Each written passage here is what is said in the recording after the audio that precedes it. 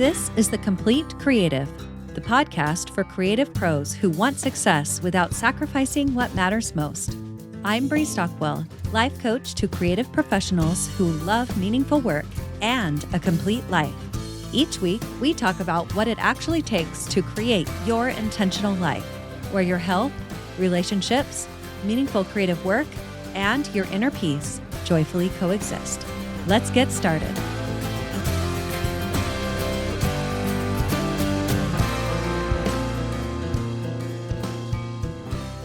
Hey, welcome to the podcast. So, I'm having some expansive new thoughts about this podcast, what goes in it, and how I record it in the future. And as part of that, in this episode, I'm sharing a recording of a Substack Live that I hosted last week. I'm actually really enjoying being a little bit more unscripted here and letting my words flow because I feel like there's more power behind them when I record that way. I'll be doing more of these on Substack, and I invite you to join me over there where I'm interacting more, sharing more longer form articles and deeper thoughts. I'll put a link in the description so you can connect with me. Also, in this episode, you'll hear me tease a little about a 4-week coaching group called Imposter Syndrome Rehab, where we will do the real time work of releasing imposter syndrome or addressing imposter moments, as I now refer to them. So, this is going to be a deep dive into the real work. So, you're going to bring your real life situations, and I'm going to help you identify what's actually happening in the moment. And you will learn how you can flip the script in real time when those happen. You will know exactly what to do in those moments. So, it doesn't have to hold you back anymore. So, if you're ready to change your relationship with imposter syndrome for good, join me in March. You can find all the details in the episode description. All right, let's just jump right into the episode. Welcome to my very first live. It says there's one eyeball. It could be me. So, I have no idea if you're here. I think you can write a little message, but I'm not sure. So, if you are here and you want to write a message, do that. Okay. A little housekeeping. This is my very first live. I have no idea what to expect here. And I told myself, so you're like watching the experiment in real time, which is really, really fun. Fun for you, maybe not so much for me. And I told myself that if I got access to live by today, which is Friday, February 6th, I think it's the 6th. By Friday, February 6th, that I would go live. So here I am. I'm doing it. All right.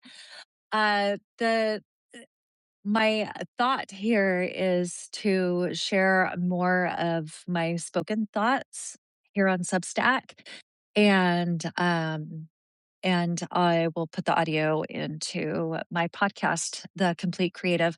And what I actually wanted to talk about today, so let's just get into it.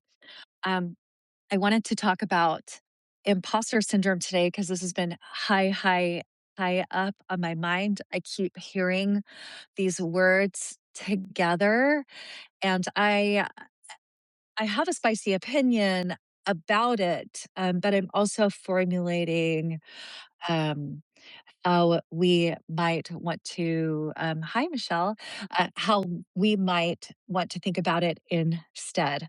So let's go. Okay. First of all, oh, by the way, I wanted to mention I did do a podcast episode on the complete creative about imposter syndrome. But as time goes, I mean, I think it was like 6 months ago, the evolution of what I am understanding about imposter syndrome is changing. And so as I do this, I hope that you don't mind me looking at my notes, because I would like to stay very clean and clear here. So again, feel free to like ask a question or put anything in the chat that you would love to share. Okay, so here's what I'm seeing online. How to turn imposter. I'm just going to read you some like headlines and some little things that I found. How to turn imposter syndrome into a superpower. Maybe. I also found one that was like things we're leaving behind in 2026, and it's had like there's like a headstone. It's like imposter syndrome, you know, died in 2025. That might be helpful. Micro signs of imposter syndrome you might not notice. We're going to talk about micro signs, but not in this way. Um, Here's a whole guide. Imposter syndrome holding you back. Which of these 10 types can you identify with? So we're going to identify like an area or like a type, but not like this. Okay, this one was like the comparer, the overachiever. These can be helpful. I think they have their place. Here's another one, imposter syndrome. Instead of this, try this. It's almost like masking. I also saw a video, 4 signs of imposter syndrome. We're going to talk about 4 things, but they're not signs of imposter syndrome. And the last one is that I want to share. And this one, like, made me die inside a little bit. Why high achievers? For sure. High achievers, we're always on a constant growth level, right? So there's always some new challenge to work through. But this one says why high achievers get the worst imposter syndrome. Okay. And the reason I brought that one is because you cannot get imposter syndrome. It is not something that you are like afflicted with, or it's like the flu, or it's like a malady. It is that is not what imposter syndrome is. So let me go to my notes because here's the thing. I'm trying to temper my spiciness just a little bit because I want you my rant because I really want you to understand what I'm saying. So I have notes to keep me to keep my brain on a smooth course for what we're talking about here. Okay. So the thing about imposter syndrome is it is not an illness. You are not sick. Literally what a syndrome is. And when I go to what the description of imposter syndrome is, it just says it's a pattern you repeat over and over again. So here's what I want to say is yes, it's a pattern. So let's look at it as a specific pattern versus like, I am ill with this.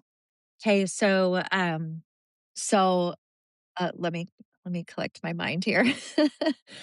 um Actually, there's gonna be so much to say. Let me move on. I know what I was gonna say. So what I see a lot of creators and creatives doing is saying, "I'm having imposter syndrome," and then that's the end. Like, we gloss over it because really we don't know what to do with it because we think we shouldn't have it. We think that feeling, whatever we're experiencing shouldn't be there, and that is not true. I'm gonna tell you what's happening instead, and I'm gonna try to convince you here, and I'm gonna tell you a little bit later about some other opportunities, to work with me. Um, I'm going to try to convince you that imposter syndrome isn't a thing. So, really quickly, let me tell you where imposter syndrome came from. It came from a study in the 1970s uh, from some psychologists. They studied 150 high achieving women in the 1970s from high powered workforce. Yeah, they're going to be dealing with some things, right? And they called it imposter phenomenon, and it was only 150 people. I have the mic here, by the way, because I'm recording for a podcast episode. Okay, so it was only for 150 women. And I don't know about you, but like, I actually asked chat, I was like, where did this, like, how did this get into our society? And it was like, yeah, syndrome just sounds more fantastical. It sounds like more inflammatory. So here we are with it in our community. And so, what I'm here to do today is try to convince you to one, not talk about imposter syndrome like this again, or delete imposter syndrome from your life completely, from the idea of imposter syndrome from your life completely. Okay.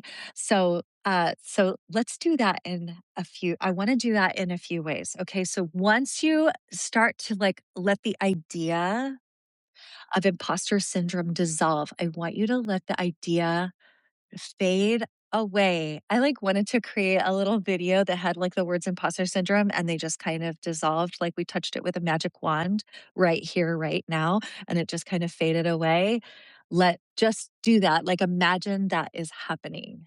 And then instead, I want to talk about the experience that you're having of imposter syndrome. Like when it comes up, you're not actually having it right now. Well, I'm having a similar experience because you're watching me do these kinds of things in real time where I'm like putting myself out there, like I'm on the edge of growth, like this pathway by doing this live right now. And I'm not seeing it as imposter syndrome. Okay. But I'll pinpoint when I get to it what I'm experiencing right now. Okay. So I want you to start if trying to dissolve imposter syndrome doesn't totally work, see if you can identify it as an imposter moment because all of this is what's happening is just a pattern of us experiencing the same thing over and over again because we don't know how to address it. We haven't learned how to um not just like minimize it, but actually like do the reframing, do the work to make a change, interrupt the pattern, right? So we're going to start calling it imposter moment instead. And you're just going to see instead of like having this imposter syndrome be a full identity or be this like big thing that you don't know what to deal with, we're going to make it into one individual moment because that is all it, when it boils down to it, that is all it is. Okay. So here are I'm going to talk about 4 different moments that you could experience here. And I'm going to try not to say imposter syndrome anymore. So that's less time you probably will hear it from me on this live. So we're going to call it a moment that you're experiencing. So there's 4 different areas that I have identified. Okay, so we're going to talk through each one of them. One, let me just tell you what all of them are, and then we're going to talk through each one of them. So one is self protection mode because you're protecting. 2 is external reference mode. 3 is expansion friction. And 4 is alignment signal. All right, so let's start at number 1, self protection mode. Okay, so this looks like fear of exposure. This is where usually this experience is happening. You're like afraid to expose yourself, to be vulnerable, to take a risk. This is where I am right now. This is the moment that I am actually in right now. Fear of failing, right? Fear of being seen. And I want to tell you a little story. I want to tell you a story, a personal story that's not this moment, but a previous moment. A friend of mine, I'm a photographer, and a friend of mine reached out to me, and she reminded me that there was a big conference coming up. This was earlier last year, and she said they're calling for breakout presentations, and I think that you should consider speaking. And I was like, she's been in the space for so much longer than me. I'm like, "Well, why don't you do it?" And, so I was having like, when she mentioned that, the thoughts came to me, which was like, "Can I really do that? What if what if what if people see me? What if people see me? I don't know if I can do that and put myself out there." Okay. And we're going to talk about there's 2 things that was kind of happening simultaneously. And one of them is number 2 that we're going to talk about in a minute. But so when she sent that, I was like, yeah, what if? What if I did that? What if I let all of that go and submit? What would feel great and aligned to submit? So, I'm getting messages. So, what if I just did it and I did it?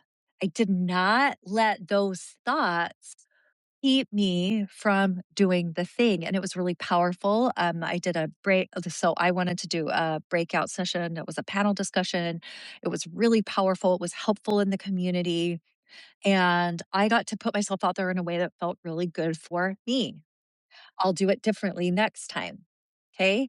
So, So another way this could look like is like you could be thinking, I'm not qualified enough. Like I could have been thinking that. What if people think that about me? What if people watch me fail in real time? Like here, what if my internet goes out? I mean, my internet was actually out before this and I was like, oh no, what if? Right. But that's not in the other thing. Okay. That's just like working through a problem and calling it something different, reframing. Right. Um, this could also look like I put an example here an interior designer second guessing design choices when you're doing the job, second guessing any a choice and losing. Like, what if you lost in the process of second guessing? You actually lose the voice that you were hired for. It's so crazy. So I'm doing I want to pause here and say I'm doing a free masterclass called the Imposter Syndrome Fix. It is next week on Thursday, and we're going to dive into this even more deeply. And you can come and bring your personal experiences and get some coaching. But this, even if you're not experiencing this right now, it's going to be so helpful for you to know how to change out of it. Because I'm not really telling you that here. I just want to open your world to what else is possible here. All right. So, area two, number two is external reference mode. Okay. This looks like remember, it's external. The other one was self protection. Internal, you're like protecting, like have a shield. Okay. Like you're not willing to go out. The other one is external reference, which is like, what will other people say? You're comparing. Anytime you're in comparison, you're in this mode, waiting for permission from someone external than you or outsourcing your own confidence. So, this would look like um, if if I had talked to someone ahead of time and been like, "Is Substack Live a good idea? I don't know. Will that be helpful?" I would be asking someone permission. It would be like, and I want to give you a different scenario. If you're an author and you finish a manuscript and you put off pitching it or you don't pitch it until someone else says it's good enough, that's you're in external reference mode. And I know we're calling it something, but I want you to have a new frame of reference here. Okay. So, um, and there's a difference. I want to point out something here. There's a difference between getting feedback that's helpful, that helps you personally know when it's ready, and outsourcing the readiness to someone else telling you that it's ready. Those are two completely different things. So you can also get feedback, and someone could say, "Hey, I don't think this is ready yet. You still need to do some polishing," and then you can decide. So there are two different stereos.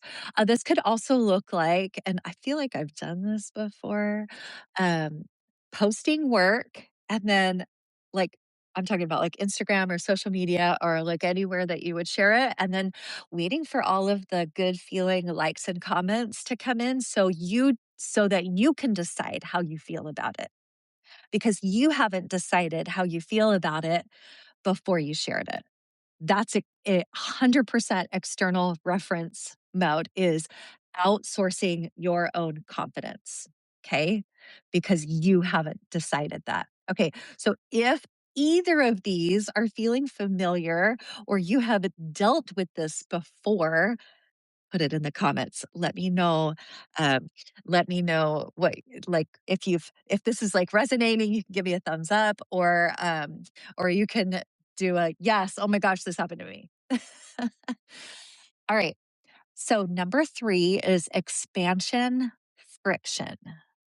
This one feels a little bit different than this one just feels a little bit different than what we from the first 2, because I think the first 2 are the most common, the self-protection and, the external reference mode. But this 3rd one, expansion friction, comes when you're already having success. And it's like, wait a minute. This one is actually probably very surprising for you if you're already having success and you start to feel this. Okay, so here's how it feels. Growth feels like destabilizing. You're like, wait a minute. It's when you grow, kind of growing fast and you feel kind of off kilter. Uh, your success creates some pressure. By the way, pressure is always internal. So even if it's coming from outside and someone feels like they are pressuring you, you could get to decide internally. So um, if success internally feels like pressure, you could be feeling this, or you've grown and you're experiencing some success, but your nervous system hasn't gotten you there yet. You haven't, it hasn't met up with you yet. Okay. Again, in my workshop, we'll go a little bit more into the details here. So, and this one's sort of the hardest to identify because it's like, hey, I'm doing great. Why do I feel so crappy? So this is really what it looks like in real time. A musician hits a milestone. It's from my notes. A musician hits a milestone and thinks, I don't know how I'll ever top this. Have you ever seen people, they get to kind of where they think the top is and then they quit? Because, like, how could they ever top it? How could they? I mean, it's possible, right? And also, our success fluctuates up and down, right? So, and this is like, this really is more about your nervous system catching up to you. If you want a great resource for this, if you're experiencing this and you want a great resource, go read the book The Big Leap by Gay Hendricks. And he talks about the upper limit problem, right? And it's when you're feeling so good, you get here and then you start to self sabotage. This is where we think we might be in imposter syndrome. Oh, shoot, I said it again. And we're actually not. We're experiencing growth and we need to let ourselves catch up to it, like take a pause and then keep going. So that's part of the experience. So you can ask yourself this question: has success ever made things feel harder than easier? Mm. Okay, and number four, and I put this in here because I think anytime we're having the experience of this, it feels uncomfortable. So all of these things we're talking about are like levels of uncomfortable emotions, and there's some discomfort for sure. Like things kind of feel a little bit harder than we think they like should be, right? And um, so number four is alignment signal, and it's so interesting here because sometimes we're in the middle. I think this usually happens when we're in the middle of something and we think, oh my gosh, who am I to be doing this? When really it's like the thing that we're doing isn't quite right for us. There's a disconnect. We are out of alignment with the thing itself, right? So, let me tell you a little bit more about what it is. That it's not fear and it's not really self-doubt. It is the discomfort of being out of alignment. This is like hit you deep. Oh, I don't maybe want to be doing this anymore. Or when I'm finished with this, I'm going to rethink how I do it the next time. That's kind of what it looks like here. Um, so here's some like little scenarios. This might look like you might be deep in a project and you might start feeling drained. You might have some resistance. So a lot of times it might feel like procrastination, which that's why we want to associate it with this thing I'm talking about. Okay. Um, you might be feeling some resistance there, like friction and some uneasiness. And so this is always where we want to check in. Like the thought might be like, I'm not up to this, or I can't do this, or I just don't want to be doing this anymore. Like why do I have to do this? And and that's where that's why this one is more nuanced because if you're out of alignment, it's sometimes um a little bit harder to fully identify. So that's why it's good to get support when you might be feeling this way and find out, like, have some clarity, like, why actually might this be happening? And then do you want to finish it? If you do, what are the next decisions that you make? So, and why I mentioned this one too is because this is why it's so good to always have a compass, that a vision and a compass where you are like, oh, the things I'm doing feel fully aligned, so that maybe you can prevent these kinds of things. I'm not saying they're always preventable, because sometimes many times, these kind of experiences, the contrast of them creates the clarity that we want for the next moves forward. Okay, so like I tried a YouTube channel once and I was like, why am I not posting YouTube? I mean, after this I might do, but I don't know. Why am I not posting on YouTube? And it's not aligned for me. It's not. And it took me a little while to like come to terms with that, but that is not what I want to do. But there was some procrastination and some discomfort and things like that.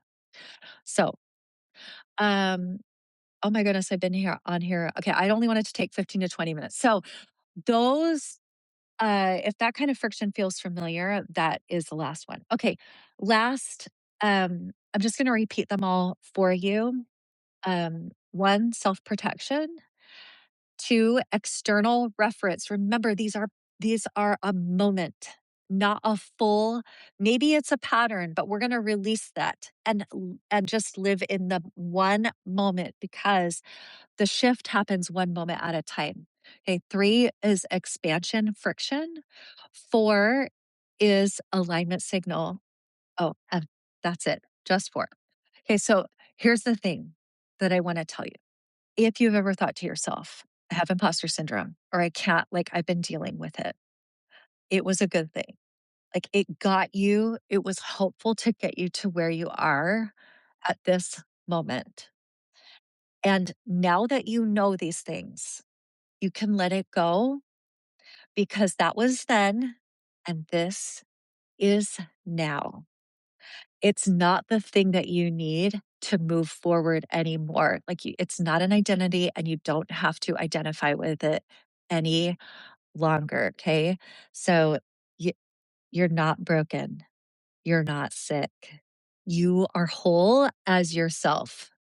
And that's what I want to say to you right now is, you are amazing right now the way you are. And we want to just deal with each moment as it comes to us. Okay, so last I want to tell you, please come to my free workshop. We're going to do all of this in real time next week. It's called the Imposter Syndrome Fix. And I'll put links on my page. And because I don't know how to like write the message and put the link in here. But also, I am leading a group, a 4-week group called Imposter Syndrome Rehab, in starting in March.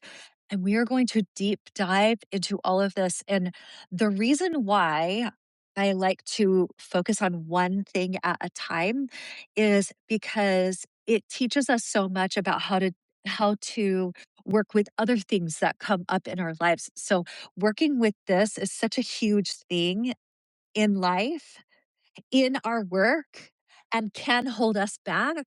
And so, learning how not to ever let it stop you again is going to be so important for creative momentum, for doing the work that we want to do, for making more money, being in life. And it will teach you how to deal with other things that come up. And so we're going to be in a small group, and you'll bring all your personal scenarios, and we will do this work week by week, 4 weeks in real time. It's going to be magical. Okay, I want to invite you to do that with me. I don't have a sales page up for it, but if you're really interested in it, you can message me or email me, Bree at creativemindscoach.com, and I'll send you the details when it comes available. Okay. Mwah. Thank you for being here for my first live. Michelle was my only joiner. And Michelle, thank you so much for joining me. I appreciate you. All right. Until the next live, or I'll see you around Substack or wherever else this recording goes. All right. Bye, everyone.